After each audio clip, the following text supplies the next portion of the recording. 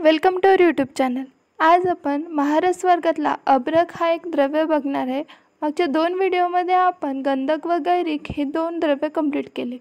अभ्रक हा महारस वर्गातला एक द्रव्य असून त्याची उत्पत्ती राजस्थान, पंजाब, उत्तर प्रदेश, कोरडमा खान जी की झारखंडमध्ये आहे तिथे अभ्रकाची उत्पत्ती होते. अभ्रकाचे पर्याय हे जवळपास आकाशासारखेच असतात. मेघ, आकाश, गगन, बहुपत्र, गौरीतेज, गिरीज, व्योम. अभ्रकाचे प्रकार अग्निपरीक्षेनुसार 4 आहेत.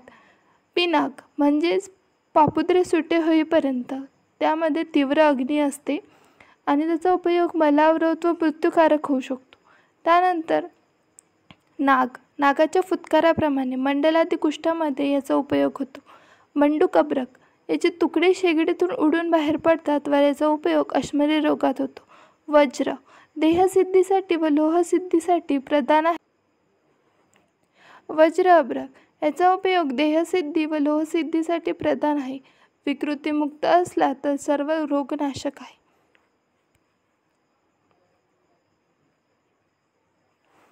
त्यानंतर अभ्रकाच्या वर्णानुसार 4 प्रकार पडतात. पहिला श्वेतवर्ण अभ्रक, श्वेत कर्म करतो, रजतादी धातू निर्माण करतो.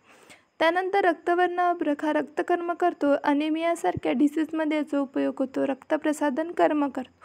त्यानंतर पीतवर्ण अभ्रक हा पीतकर्म करतो, कामला व्याधीमध्ये सुद्धा याचा उपयोग होतो, धातूमध्ये पीतवर्ण निर्माण करतो. त्यानंतर कृष्णवर्ण अभ्रक हा सर्वश्रेष्ठ असून अनेक गुणवान आहे. अभ्रकाचे ग्राह्यत्व हे पुढील प्रमाणे स्निग्ध, पापुत्रेयुक्त, मोठे, वजनदार, पापुत्रे सुखपूर्वक विलग होणारे म्हणजे सुखपूर्वक पापुत्रे याच्यापासून वेगळे होतात. स्निग्धम पृथुदलम वर्णम संयुक्तम भारतो अधिकम सुखनिर्मात्य उच्च पत्रम च तद अभ्रम शस्तमिरितम. हिमालयात जे अभ्रक सापडतात ते सर्वश्रेष्ठ असतात.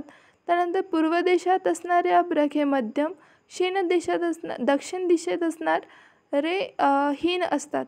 सर्वश्रेष्ठ अभ्रक हे कृष्ण अभ्रक व वज्र अभ्रक आहे. त्यानंतर अभ्रकावर तापमानाचा प्रभाव नियंत्रित प्रमाणात पुटपाक केल्यास भस्म तयार होते. जास्त तापमानात गुणवत्ता याची कमी होते.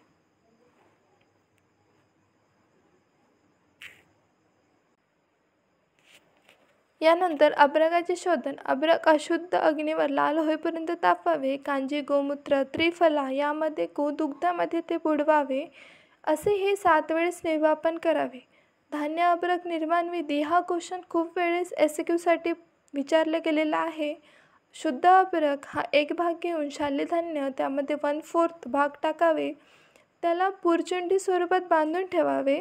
3 अहोरात्र जल, कांजी, ताक यामध्ये ते डुबवून ठेवावे.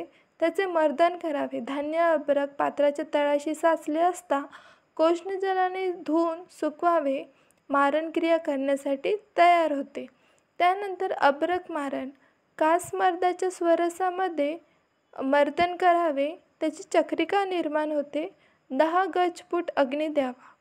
त्यानंतर अशा प्रकारे अभ्रकाचे मारण होते. अभ्रकाची भस्मपरीक्षा निष्द्रवत्व.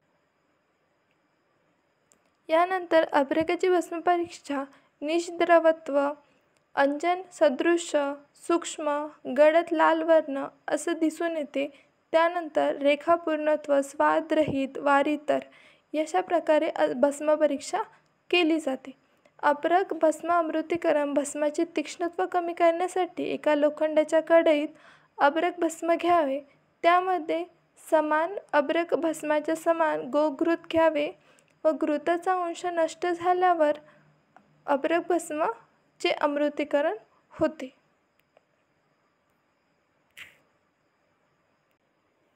यानंतर अभ्रक भस्म लोहितीकरण. मारण संस्कारानंतर गडद लाल वर्ण न आल्यास हरिद्रास वरसमध्ये त्याला मर्दन करावे. अशा प्रकारे त्याचे लोहितीकरण पूर्ण होईल. अभ्रक भस्म हे याची रोगग्नता पुढील प्रमाणे. कास, श्वास, पांडू, ग्रहणी, अपची या रोगांमध्ये अभ्रक भस्म उपयोगात येतो. त्यानंतर अभ्रक भस्माचे गुणधर्म स्निग्ध, मधुर रसात्मक, शीतवीर्यात्मक, त्रिदोषज्ञ, दीपन हे कार्य करतात. अशुद्ध तसेच अपक्व अभ्रक भस्म सेवजनित दोष निवारण कसे करायचे म्हणजेच काय तर जर आपण अशुद्ध किंवा अपक्व अभ्रक भस्म सेवन केले त्यापासून जे दोष निर्माण होतील त्याचे निवारण कसे करायचे हे पुढील प्रमाणे. अळशी बीज पाण्यात वाटून योग्य मात्रेत 3 दिवस सेवन केल्याने ते दोष निवारण होतात.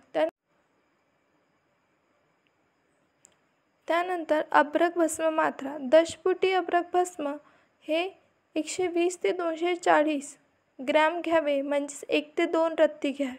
त्यानंतर अभ्रक भस्मासोबत घेतले जाणारे अनुपान हे मध व घृत आहे.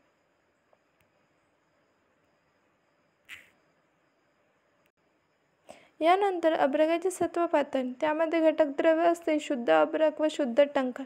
शुद्ध अभ्रक हे 1 भाग घ्यावे व शुद्ध टंकन हे 1/4 भाग घ्यावे. त्यामध्ये मुसली स्वरसमध्ये त्याचे मर्दन करावे, 3 भावना द्याव्यात. त्यानंतर त्याचे रूपांतर छोट्या चक्रिकामध्ये होते ते तयार करून त्या सुकवाव्या व मुशेमध्ये ठेवावे. मुशा कोष्टी यंत्रात ठेवून तीव्र उष्णता द्यावी, अभ्रक सत्व मिळते. त्यानंतर अभ्रक भस्माचे शोधन त्रिफळक्वाथ व कांचीमध्ये 7 वेळा निर्वापन केल्याने व मारण हे शुद्ध अभ्रक अर्धा भाग कज्जलीमध्ये कुपीपक्व पाक करावा व 7 फुटे द्यावी. अभ्रक कल्प, आरोग्यवर्धिनी वटी, पंचामृत वटी, परपटी, गगन परपटी, कुमार कल्याण रस, चंद्र अमृत रस. त्यानंतर रिसर्च अपडेट म्हणजे आधुनिक दृष्टीने अभ्रक. यानंतर आधुनिक दृष्टीने अभ्रक म्हणजेच काय. Research update. Double silicate of aluminium and potassium or sodium. Double silicate of aluminium म्हणजेच याचे हे मॉडर्न ॲस्पेक्टनुसार अभ्रकाचं रूपांतर सांगितले की ते ॲल्युमिनियमसोबत असते, पोटॅशियम, सोडियम या मेटलसोबत ते कंबाईन झालेले असते. त्याचे डिव्हिजन हे 2 टाईप्समध्ये. अल्कली मायका, फेरो मॅग्नेशियम मायका.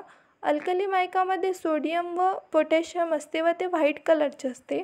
फेरो मॅग्नेशियम हे रेड व ब्लॅक कलरचे असते. अशा प्रकारे आपण SSM करिक्युलमच्या पॉईंटनुसार सर्व अभ्रकाचे पॉईंट्स कवर केलेले आहेत या व्हिडिओमध्ये. तुम्हाला हा व्हिडिओ कसा वाटला हे तुम्ही नक्की कमेंटमध्ये सांगा. Thank you for watching video.